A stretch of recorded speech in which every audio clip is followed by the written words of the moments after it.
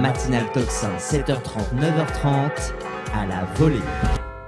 Et à la volée, je suis très honorée avec Jean-Louis Tremblay qui nous rejoint, ancien grand reporter au Figaro Magazine, auteur de plusieurs reportages en Iran pour le Figaro Magazine.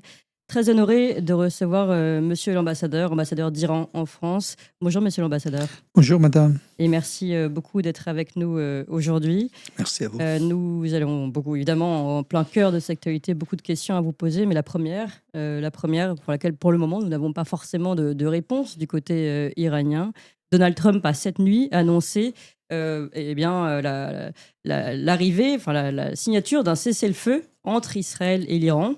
Il a dit qu'il y avait un cessez-le-feu complet et total dans environ 6 heures à partir de maintenant, dit-il cette nuit, lorsqu'Israël et l'Iran auront terminé leur mission finale. Le gouvernement israélien a, de son côté, accepté ce cessez-le-feu il y a maintenant une vingtaine de minutes. Ce cessez-le-feu, d'abord, existe-t-il vraiment ? Avez-vous vu un texte de cessez-le-feu ? Et puis, évidemment, l'Iran compte-t-il le signer ? En effet, nous n'avons pas encore annoncé notre décision officielle. Dans la soirée, il y a eu un message de notre ministre des Affaires étrangères disant que si l'agression israélienne ne continue pas de telle heure à tel temps, donc on ne va pas continuer de répliquer. Et la décision finale sera prise ultérieurement. Donc, on est dans cette phase.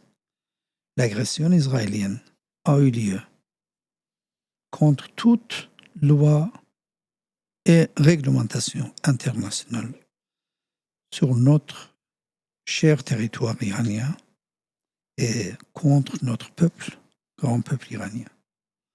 Et nous l'avons annoncé dès le début. À partir du moment où la partie israélienne évite de répéter l'agression, on peut toujours penser à un arrêt de agression et de réplique. Ce soir et ce matin, je crois, on est dans le moment. Maintenant, la décision en Iran, quelle sera, on attend toujours. Alors, vous allez nous dire, si vous voulez bien, quelles sont les conditions pour accéder à ce cessez-le-feu, les conditions du côté iranien. Et puis, je vous ai entendu parler d'un agresseur israélien. Vous ne parlez pas d'agresseur américain. Bien sûr, parce qu'avec les Américains, nous n'avions pas une guerre. Nous étions autour d'une table de négociation. Il y a eu 5 tours de négociation et le 6e était plané pour le dimanche, oui, où le vendredi, l'armée israélienne a agressé notre territoire. Donc, nous, avec les Américains, on n'était pas en guerre. Si maintenant les Américains, contre tout leur engagement, parce qu'ils sont le fondateur et signataire du traité de non-prolifération, ils sont le fondateur et signataire de la Charte des Nations Unies, ils ont, au sein de tout mécanisme internationaux que le monde d'aujourd'hui ont décidé, après une guerre dévastatrice de la Deuxième Guerre mondiale, avec tant de dégâts humains et matériels, de créer un ordre, mais de créer une base juridique. Donc maintenant, et puis les Américains, détenteurs des bombes atomiques, qui est tenu de respecter les réglementations en cours sur la scène internationale en ce qui concerne les installations nucléaires et surtout celles qui sont sous l'auspice et l'inspection de l'Agence internationale de l'énergie atomique. Ils ont attaqué, ils ont commis un crime contre l'humanité contre toute procédure, toute réglementation en cours, avec des effets, des répercussions qui pouvaient avoir à des civils à des gens innocents. On se souvient de Tchernobyl, on se souvient de comment la communauté internationale était vraiment sensible d'éviter de la répétition de tels événements néfastes en Ukraine même. Mais les États-Unis ont décidé de frapper par leur volonté, je ne sais pas, par la volonté de quelques, mais c'est là, on n'est pas. Hier, on a répondu à l'agression américaine. En tout cas, la première réponse était là. Je ne sais pas s'il y aura la deuxième, parce que tout est sous l'étude en Iran. Mais si on se base sur le communiqué que notre Conseil supérieur de la défense nationale a publié, on a eu un sentiment que les Américains ont reçu leur réponse. Maintenant, pas la guerre, mais le déclenchement unilatéral de la guerre contre la nation iranienne était venu de l'Israël. Et pendant ces 12 jours, il y a eu près de 1000 tués à côté iranien, plus de 3000 civils blessés, 90% de l'ensemble civil innocent.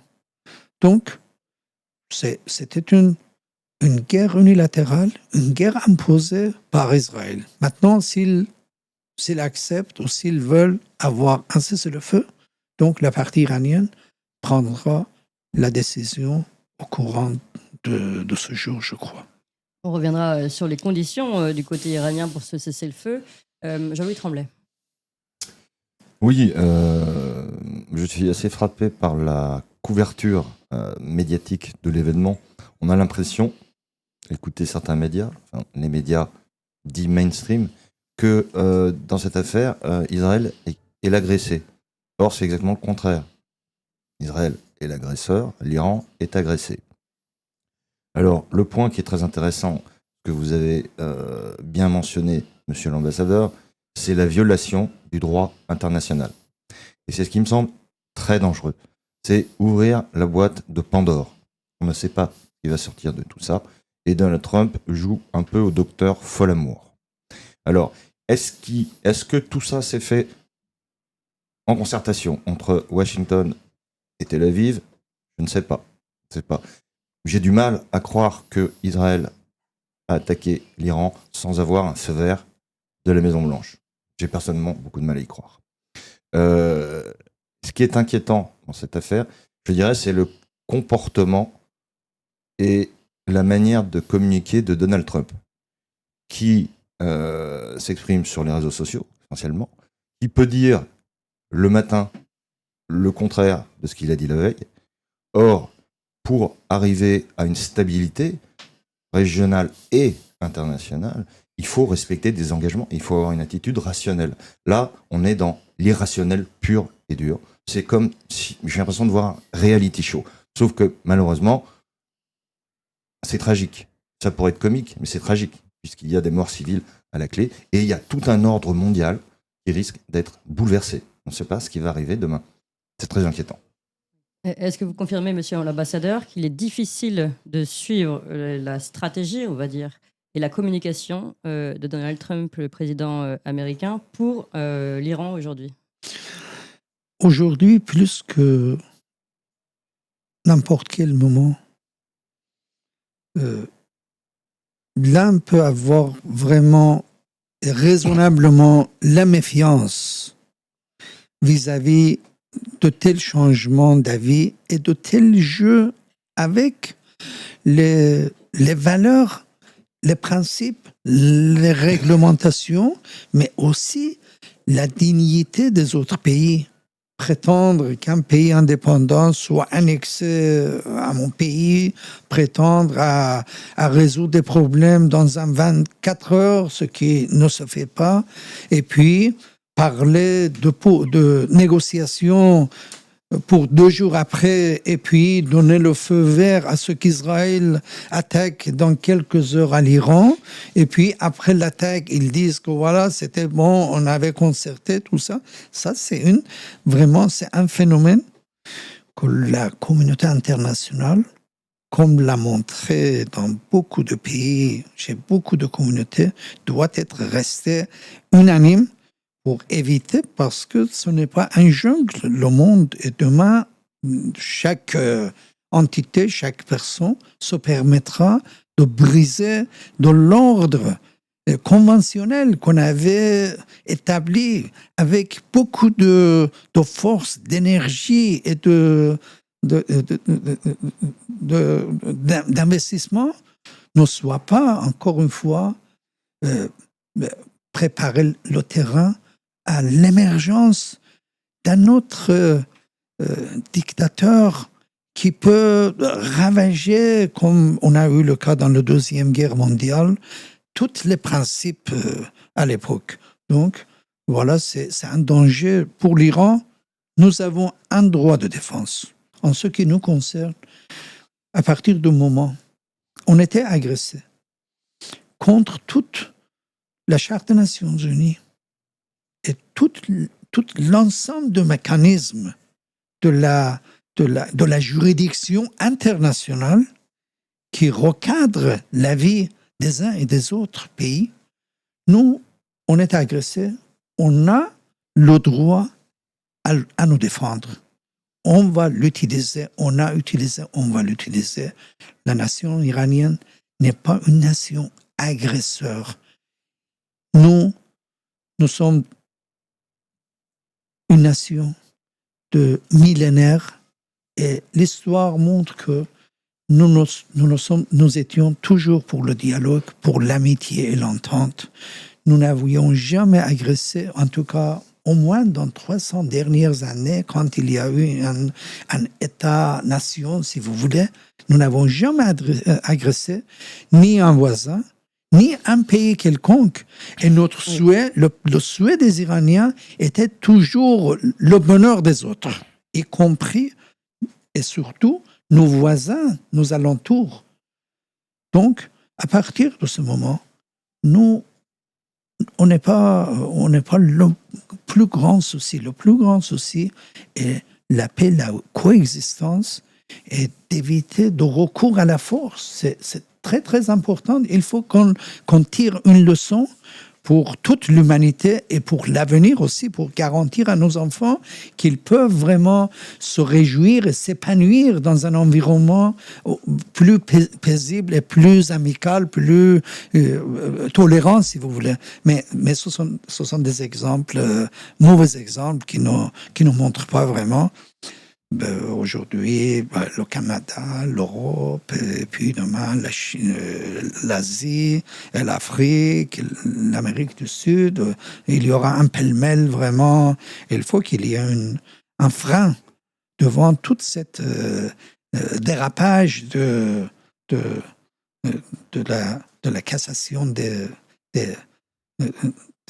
barrières qui étaient là pour donner un ordre acceptable, au moins, plus ou moins, à la majorité de la communauté internationale. Oui, Tremblay. Oui, je crois que c'est très important ce que vous venez de dire sur le non-respect de la Charte des Nations Unies. Nous avons un ordre mondial qui est construit sur certaines bases, certaines règles.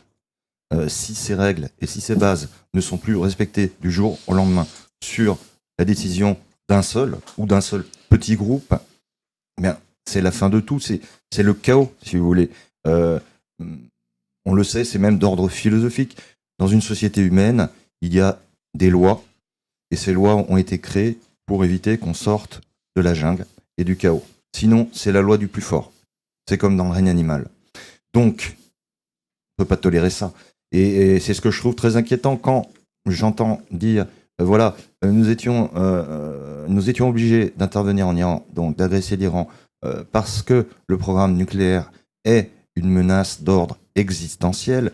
Qu'est-ce que ça veut dire ? Ce sont les mots notamment de Jean-Noël Barrot, notre ministre en des plus, Affaires étrangères. repris par notre ministre, chef de la diplomatie française, mais existentiel. C'est-à-dire que n'importe qui, demain, considérant que tel ou tel pays est un risque existentiel, eh bien, déclenche une guerre. Mais où va-t-on ? Ça ne s'est jamais vu.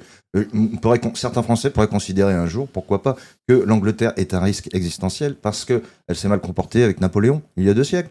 Et donc, on déclenche une guerre à Londres. Enfin, c'est du n'importe quoi. Oui, justement, c'est une question que je souhaitais vous poser, monsieur l'ambassadeur. Comment vous réagissez au fait qu'aujourd'hui, vous êtes pointé du doigt par l'Occident en général, enfin, l'Occident qui répète ces mots cités par mon confrère, euh, ces mots de menace, finalement, l'Iran est une menace existentielle pour l'Occident.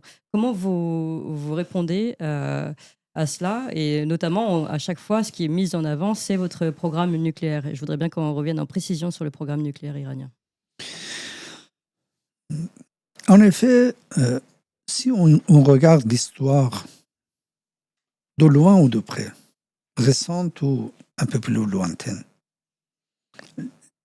le peuple et nation iranienne n'avait jamais une hostilité à l'envers de n'importe quelle nation autre, et surtout à l'Occident. Avec l'Occident,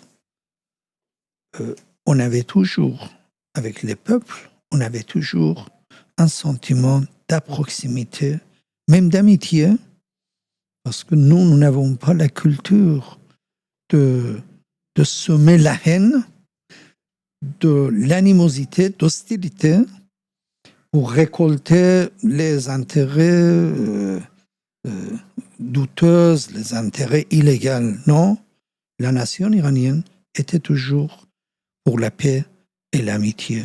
Donc, je ne comprends pas pourquoi l'Iran, pourquoi la République islamique d'Iran, pourquoi le peuple iranien doit être considéré comme l'ennemi de la grande civilisation européenne, du grand continent européen. Et nous avions une tolérance absolue, même quand il y a eu, pendant les 8 ans de guerre imposée, où on a battu avec les mains nues devant une armée munie par tout le monde, soutenue par tout le monde. Bon, on ne reproche pas, c'est le passé. Mais on n'avait jamais fait de tels phénomènes comme une barrière de ne pas avancer dans la compréhension et dans le respect mutuel.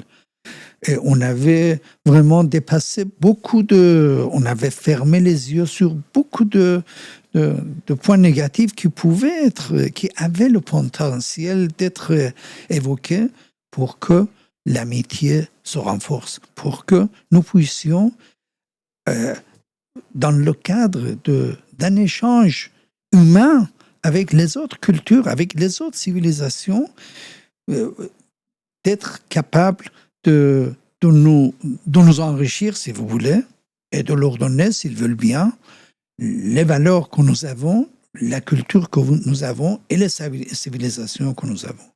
C'est l'aspect non politique. Mais maintenant, sur la géopolitique, comment l'Iran voulait vraiment ennuyer un autre pays, même Israël.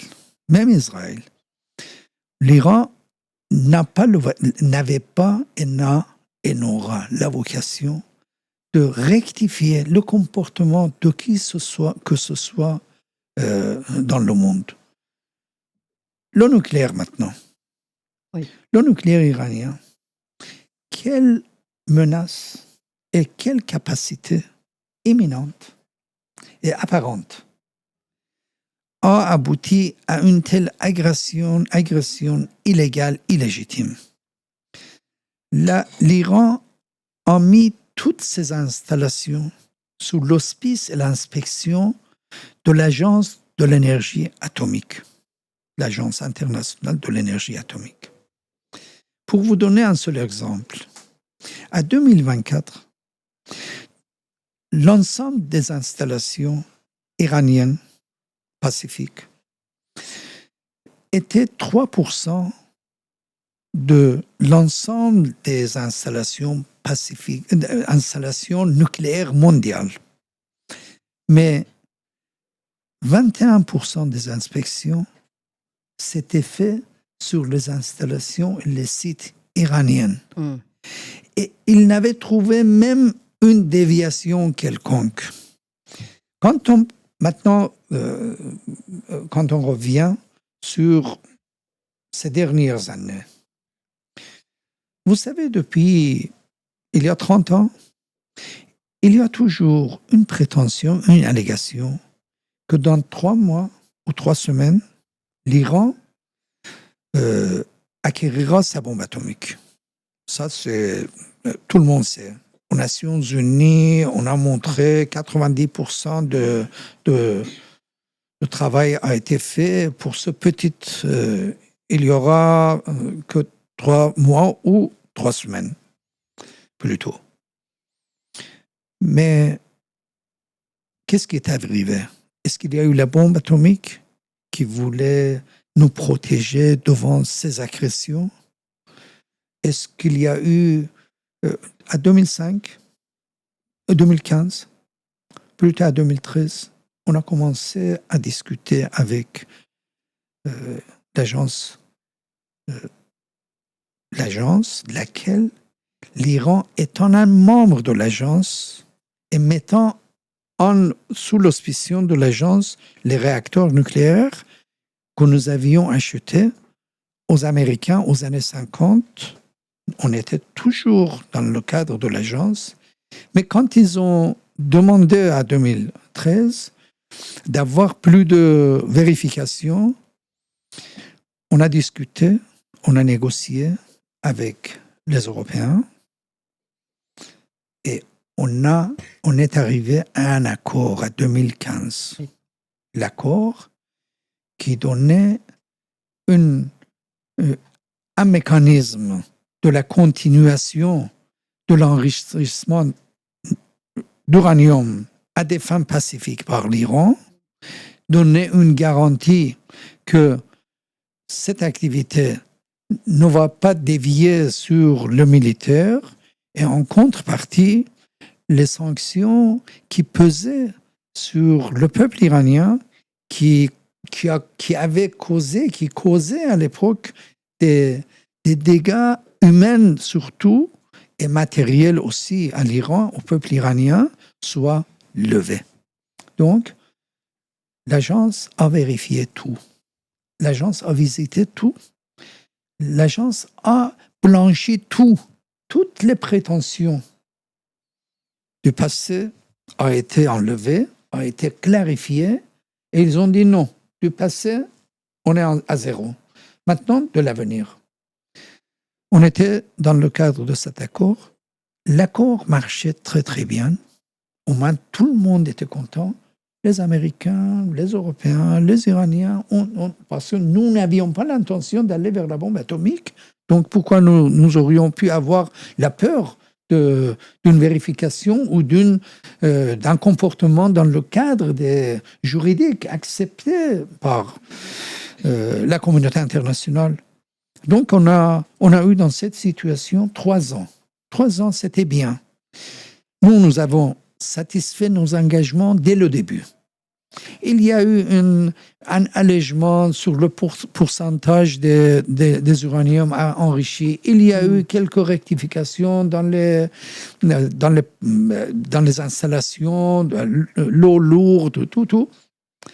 Mais l'engagement de la partie en face devait revenir après. Malgré toute difficulté sur l'application de la levée de l'embargo sur les sanctions économiques, les sujets importants comme le transfert de l'argent et la coopération dans le système bancaire, c'était très difficile, vraiment très, très difficile.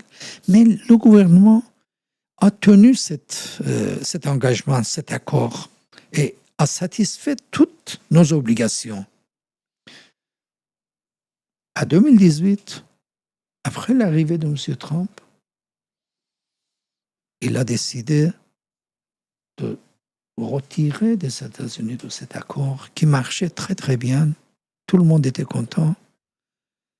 Et après, ils ont imposé toutes les sanctions. Ils ont dit c'est la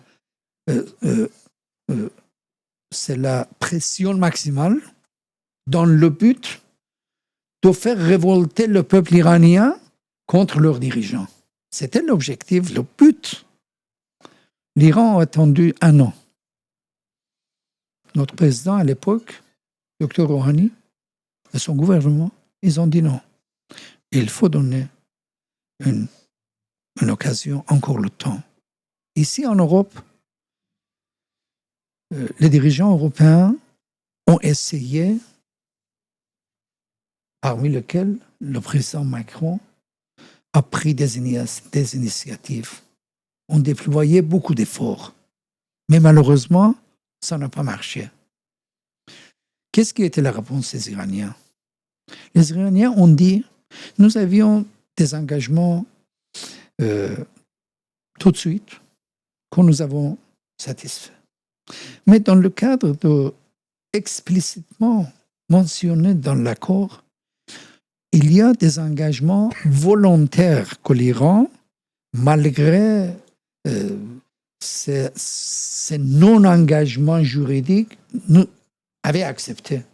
On a dit on va alléger. Et on a commencé à alléger avec augmentation, plus spécifiquement, du taux de l'enrichissement. D'uranium. Oui. Et dans le courant, pour le réacteur expérimental que nous avons à l'université de Téhéran, que nous avions acheté des États-Unis dans les années 50, qui est utilisé pour les choses comme médicaments, l'agriculture, la recherche, tout ça, nous avions besoin de combustible dont nous recevions des pays qui avaient cette possibilité. Et c'était un combustible avec un enrichissement de 20%. On avait demandé, bon, nous avons besoin. Ils ont dit non, on ne vous donne pas. C'est là que l'Iran a procédé à un enrichissement de 20%. Et avec l'aide des jeunes Iraniens, on avait fabriqué le combustible. Donc, vous voyez, ce sont des leçons où les Iraniens ne pouvaient pas baisser les bras et mettre main sur la main et attendre à ce que les autres viennent nous aider, ceux qui ne voulaient pas nous aider. Donc, voilà, c'est l'histoire. On était tenus toujours, malgré la sortie des Américains. Nous restons dans l'accord. Nous avons resté dans l'accord. Donc, nous sommes restés dans l'accord. Nous étions toujours le membre de JCPOA. Nous avons donné l'accès à l'agence d'inspecter toutes nos installations d'enrichissement d'uranium, tout l'ensemble.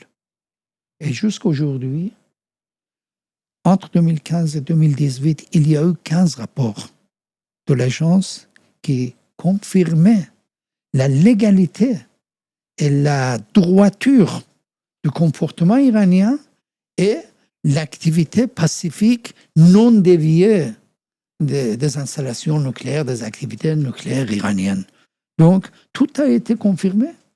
Jusqu'à aujourd'hui, l'agence était jusqu'à hier, jusqu'à avant-hier, comme je dis aujourd'hui, l'agence était là, les inspecteurs étaient là, les caméras de l'agence aussi étaient là, et l'Iran a prouvé qu'il n'a pas l'intention d'avoir la bombe atomique, ce qui n'est pas dans la stratégie défensive de l'Iran.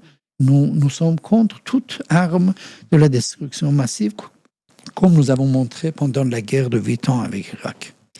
Alors, merci d'abord pour ce retour historique, c'était très intéressant. Je précise que les accords de 2015 que vous avez cités, ce sont les accords de Vienne. Et quand vous dites JCPOA, c'est pour nous JCPOA. Et donc, qui est cet accord, en effet, signé et un peu chapeauté par les Américains, dont les Américains sont sortis en 2018. Je fais juste un rapide rappel historique pour tous nos auditeurs. Et Ce qui est intéressant dans ce que vous nous avez expliqué, c'est que oui, et ça c'est objectif, c'est factuel, les Européens n'ont pas suivi leurs obligations contractuelles finalement. Et à partir de là, le contrat, entre guillemets, aurait pu, l'accord aurait pu être rompu de votre côté et vous ne l'avez pas fait, vous l'avez souligné pendant plusieurs années. Ce qui m'intéresse maintenant, c'est que vous avez utilisé le passé tout à l'heure. Vous avez dit, nous n'avions pas l'intention d'aller vers la bombe atomique. Peut-on considérer qu'aujourd'hui, ce qui se passe peut finalement pousser l'Iran à vouloir changer de stratégie, puisque, au vu d'un non-respect des traités internationaux ou des accords internationaux, finalement, l'Iran soit poussé à réfléchir autrement et donc à envisager cette bombe atomique?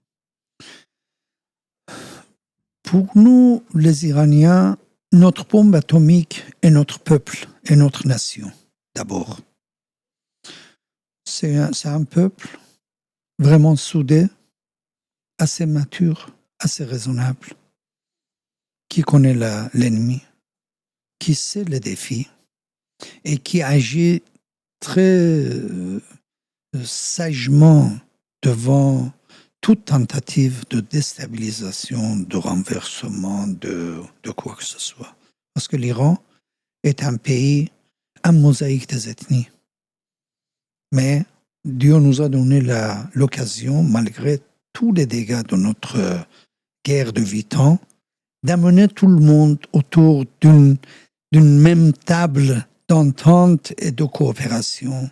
Ce qui veut dire que maintenant, en direction de l'État iranien, de l'ensemble de l'apparatus de gestion de la société iranienne, il y a des représentants de différentes ethnies, de différentes régions du pays. Donc, il y a vraiment un aménagement des dirigeants de l'ensemble de parties du pays. Donc, nous, maintenant, c'est une plus grande force. Bien sûr que l'État, étant le garant de la vie et de la prospérité, le développement du pays, a le droit et devoir d'essayer de préparer tous les éléments nécessaires à défendre l'intégrité territoriale, la souveraineté nationale et la dignité et la fierté de la grande nation iranienne. Maintenant, si dans ce contexte, une option quelconque peut être évoquée, mais quand on voit le principe religieux, le fatwa de notre guide suprême et la non-utilisabilité de la bombe atomique, je ne sais pas comment on peut voir. Et puis, la bombe atomique, c'est une bombe à ne pas utiliser parce qu'il vise des innocents. Chez nous, tuer un homme, c'est tuer toute l'humanité. Et le sang, c'est le pire qu'on peut vraiment envisager de voir.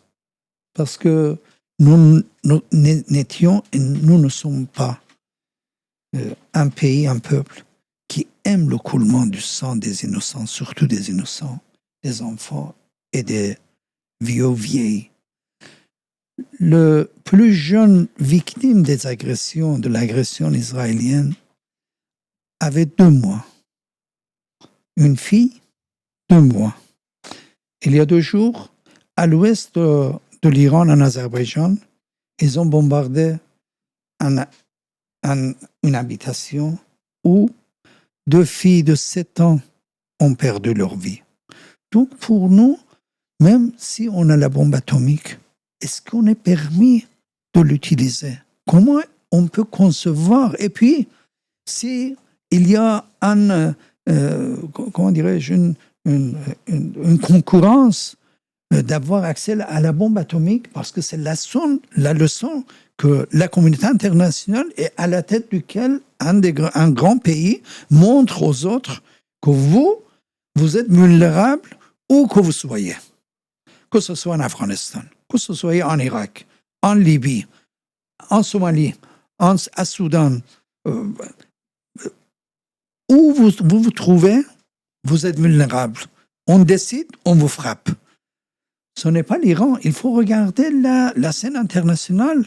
Donc, il y aura sûrement les uns et les autres qui pensent à la survie de leur peuple, qui pensent à la survie de leur pays, et puis ils vont vraiment recourir à avoir des moyens à se défendre, à se protéger devant ces agressions illégales, illégitimes. Donc, voilà ce qui est montré par toutes ces actions brutales, si vous voulez. Donc, pour nous, les Iraniens, jusqu'à aujourd'hui, la bombe atomique n'a aucunement place dans notre stratégie défensive.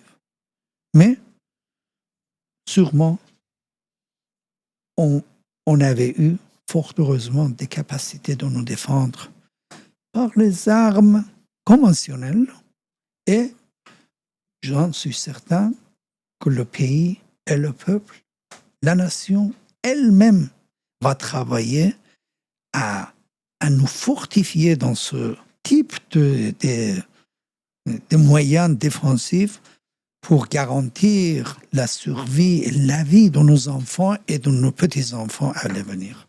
Donc si j'entends bien, l'arme atomique, non pas comme arme militaire offensive, mais comme arme de dissuasion, tout simplement comme on dit, dissuasion nucléaire. En tout cas, c'est peut-être un changement de mentalité et de stratégie qui s'opère en Iran. Je voulais, et ensuite évidemment Joël Tremblay posera la question de la fin.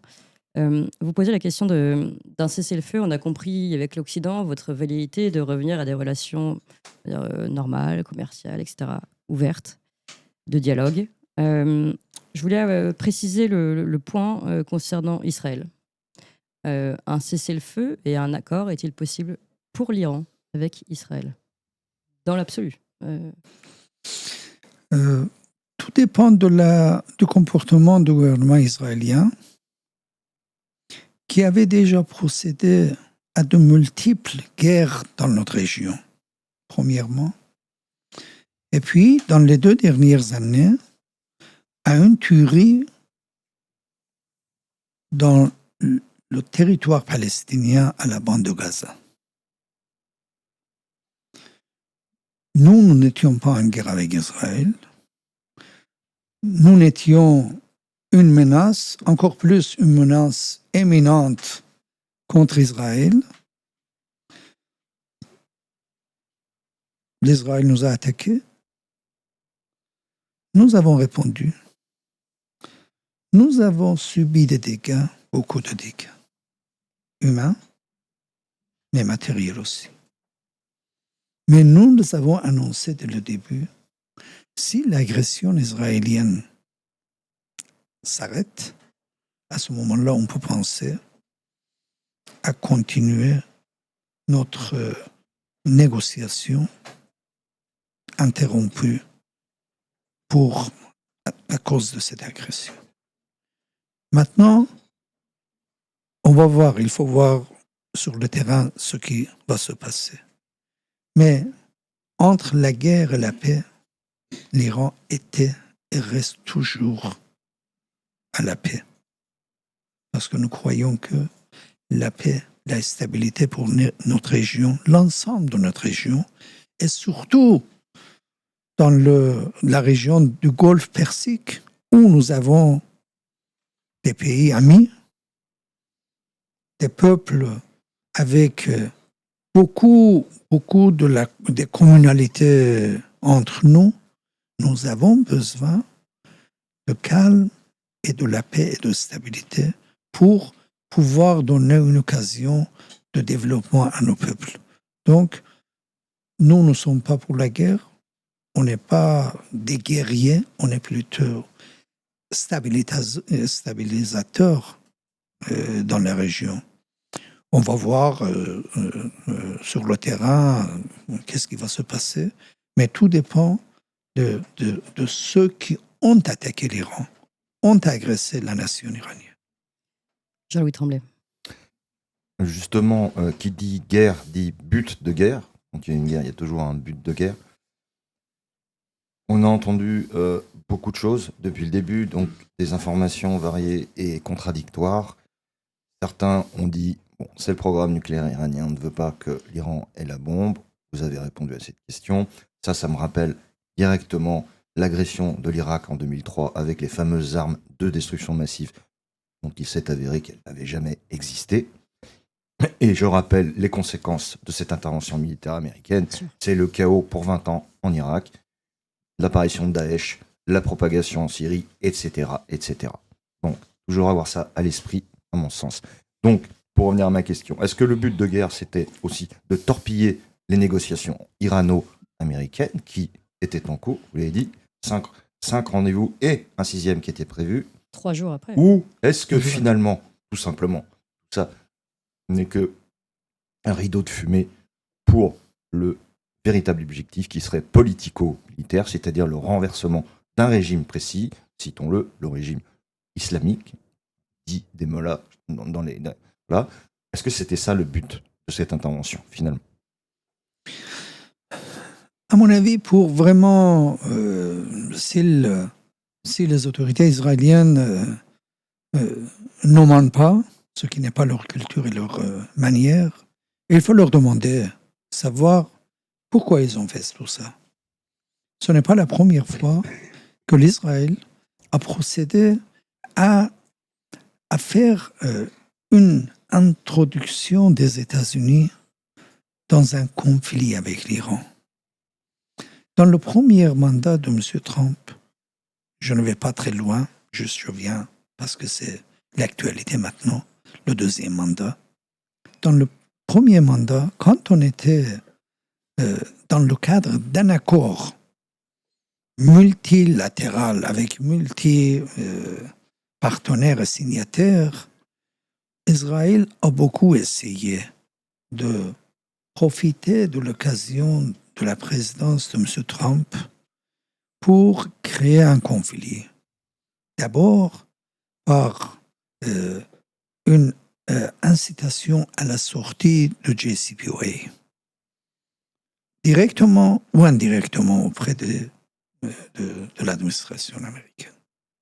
Ce qui a abouti à une situation où M. Trump est sorti, où tout ce que nous avions fait avec une bonne volonté était mis en question par notre peuple et une grande partie de nos forces politiques à l'intérieur du pays, parce qu'ils accusaient le gouvernement, le président, que nous savions la nature de ce type de compromis avec ce que vous avez accepté de faire. Mais malgré tout ça, et puis si le deuxième mandat a eu lieu, on ne savait pas, peut-être à l'époque, il y a eu de tels conflits, de telles fabrications des scénarios à attaquer l'Iran, à affaiblir l'Iran dans leur mentalité et leurs calculs. Donc, ce sont à eux de le demander vraiment. Mais le fait que ils ont commencé une frappe avec une préparation vraiment minutieuse. Seul hier, ils ont annoncé de confisquer 1000 petites drones infiltrés à l'intérieur de l'Iran et prêts à utiliser pour viser des gens.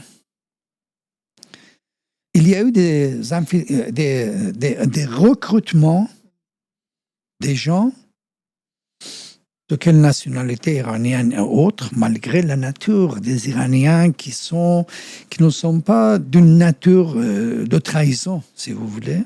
mais de traîtres. Mais ils avaient utilisé et préparé parfois pour $200. Ils donnaient une adresse avec les éléments sophistiqués mis à leur disposition pour tuer une famille, dont un membre était, par exemple, un scientifique iranien. Ils ont tué beaucoup. Donc, ils ont prétendu la guerre préventive. Quelle préventive? Est-ce que l'attaque iranienne était imminente?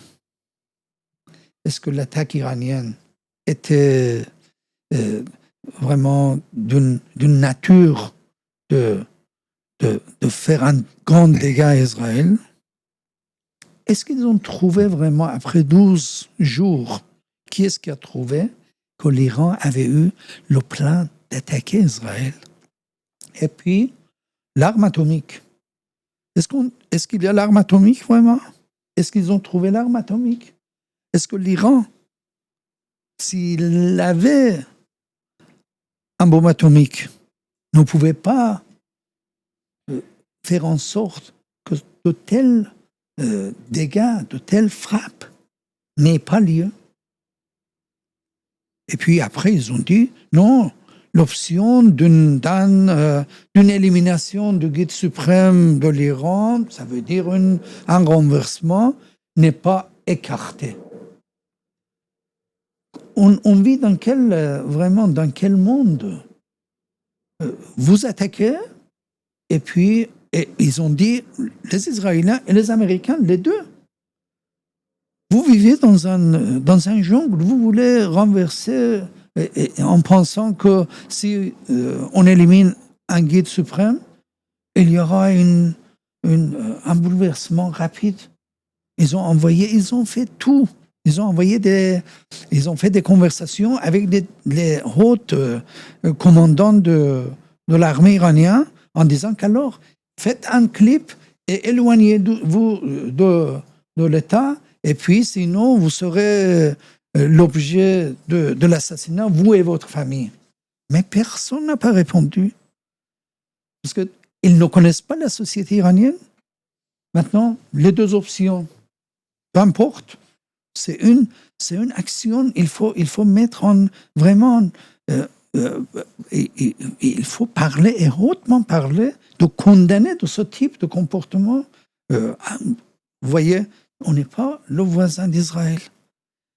Qu'est-ce qu'ils font chez nous? Les Américains sont là, et qu'est-ce qu'ils ont avoir des bases militaires aux alentours de l'Iran et de la région, de faire quoi? Qu'est-ce qu'ils font vraiment? Et qui est la menace? Nous, on est 47 ans de la vie de la République islamique, mais aussi l'Iran avant aussi, c'était un gouvernement et État-nation. Mais quand il y a eu une menace de l'Iran à l'envers des autres, par contre, il y a eu toujours manipulation à l'intérieur de l'Iran, incitation des différentes ethnies, des différents groupes politiques pour ennuyer le peuple iranien. On se souvient aux années 1981, où il y a eu les explosions de bombes à cause de laquelle notre président de la République, notre premier ministre, chef de la justice, pendant multiples attentats, explosions, ont été assassinés. Il y a eu des dizaines de milliers, 17 000, au moins officiellement, les hommes ordinaires qui ont été visés par les terroristes manipulés de l'étranger. Parce que nous, les Iraniens, nous n'avions pas une guerre quelconque entre nous. Nous pouvions vraiment vivre dans une harmonie, dans une démocratie à nous, avec le Parlement, avec tous ces aspects qu'on avait déjà été privés en 1953 par les mêmes Américains, quand notre gouvernement national, Dr Mossadegh, a été renversé.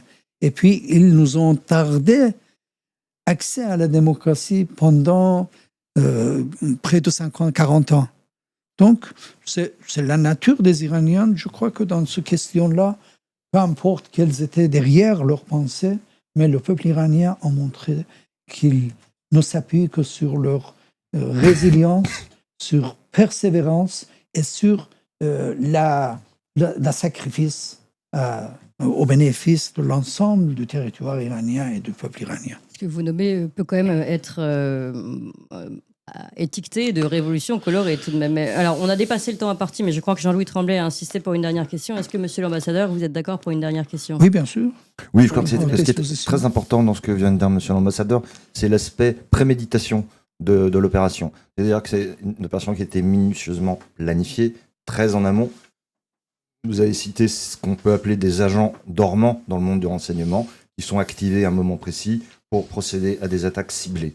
Bon, ça veut dire que ça vient de loin. Donc ça contredit tout le discours de on fait une attaque préventive parce que l'Iran est sur le point de se munir de la bombe atomique. Non, puisque on a infiltré ces agents depuis des années et des années. Donc ça, c'est le premier point. Et le deuxième point, et c'est très important ce que vous avez dit, et malheureusement, le monde est dirigé par des incultes. Or, personne ne connaît l'Iran. C'est la fameuse interview de Tucker Carlson qui parle à ce député républicain. Il dit, mais combien y a-t-il d'habitants en Iran ? Le député républicain pro-Trump et pro-agression est incapable de répondre. Donc, ces gens-là ne connaissent pas l'Iran, n'y ont jamais mis les pieds, donc je peux en parler puisque j'y suis allé, et ne connaissent pas la capacité de résistance et de résilience. Je ne parlerai pas de Persépolis et de l'ancienneté de cette civilisation, et de Darius, etc., etc. Sans aller jusque-là, il suffit d'aller au fameux cimetière des martyrs de Téhéran, le paradis de Zahra, je crois, oui. Et vous verrez ce que c'est que ce qu'a fait le résultat de la guerre de 8 ans, que vous appelez de 8 ans, qui est la guerre Iran-Irak, 80-88. Et là, on voit véritablement. Et en discutant avec la population iranienne, même si elle n'est pas d'accord avec ses dirigeants islamiques, même si elle n'est pas, notamment, je pense, à la jeunesse, eh bien, elle soutient le pays. Et c'est là ce qu'il faut dissocier. C'est pas, je crois qu'il y a une confusion entre un pouvoir politique et une population dans son entier, avec une histoire millénaire.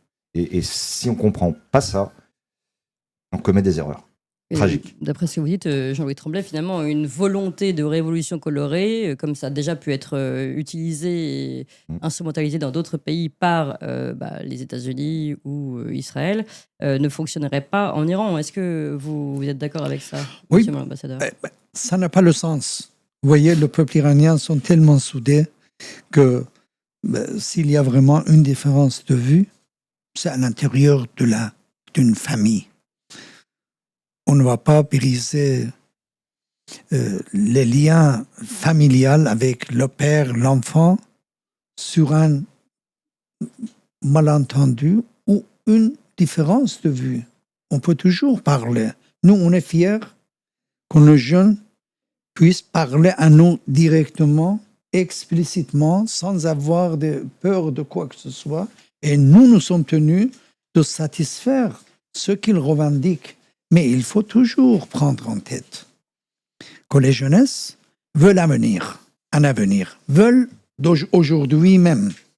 Quand vous êtes un pays avec une telle richesse culturelle, une telle richesse minière, une telle richesse intellectuelle, que vous ne pouvez pas, à cause d'une situation imposée de l'étranger, la pression maximale, vous savez, le peuple iranien a raison de douter les propos et les actions par les États-Unis. Parmi les premiers décrets présidentiels était un renforcement des sanctions. Contre qui ? Contre le peuple iranien qui avait déjà subi des dégâts, beaucoup de dégâts, que ce soit dans le domaine de la santé, pour l'achat et l'importation des médicaments, surtout pour les maladies difficiles, hémophilie, toutes sortes de choses. Donc, vous voyez, si le peuple iranien peut exploiter ses richesses, ses capacités, il n'y a pas raison d'une différence de vue même. Nous avons pu vraiment investir dans leur éducation, Parce que c'est la jeunesse éduquée. C'est la jeunesse qui comprend bien, qui communique bien avec le monde. Donc, ils revendiquent très légitimement des moyens de se nourrir, si vous voulez. Donc, mais nous, les moyens sont restreints. Nous devons créer des emplois. Nous devons rénover nos installations. Nous devons importer les nouveaux équipements. Et nous ne pouvons pas parce qu'il n'y a pas de moyens de transfert d'argent, parce que les compagnies européennes, vous voyez, à 2015, quand on a signé un accord, combien de délégations françaises, combien de contrats on a signé entre les compagnies françaises, la partie iranienne, les compagnies iraniennes. C'était vraiment un